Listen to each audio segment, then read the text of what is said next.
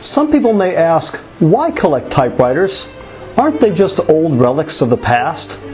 But in my opinion, they were fine machines and they were built to last. True life and fiction. Although I prefer to collect Smith Corona typewriters, I would have to say that my favorite typewriter to actually type with is the Remington Remette. My Remington Remette is from 1942, although the serial number indicates that it was actually manufactured on May 1st of 1941. That's before Pearl Harbor was bombed. I like the Remington Remette because of its simplicity. It doesn't have a lot of features. It only has a right-hand plate and knob, no left-hand. The plate and knob merely pulls in and out so that you can put it into a storage box. It also has no warning bell when you get to the end of the paper. Sometimes I found myself continuing to type one letter on top of another until I realized that I was at the end of the paper.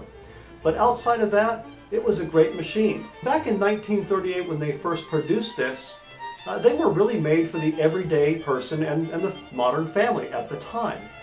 They were inexpensive.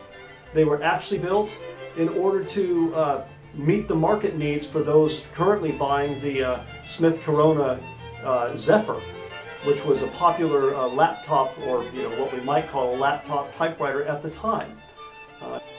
I do prefer collecting portable typewriters, but keep in mind that in those days a portable typewriter could still weigh 20 pounds. Mine is very slim. It's basically 13 by 13 inches. It weighs about 2 pounds. For the time, it was a pretty portable typewriter, to say the least. I'll type something here.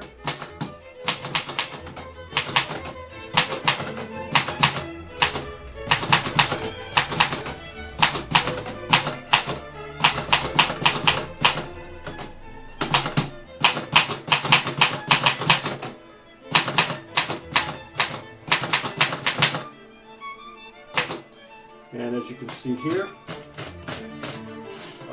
it typed very well. It says this is it.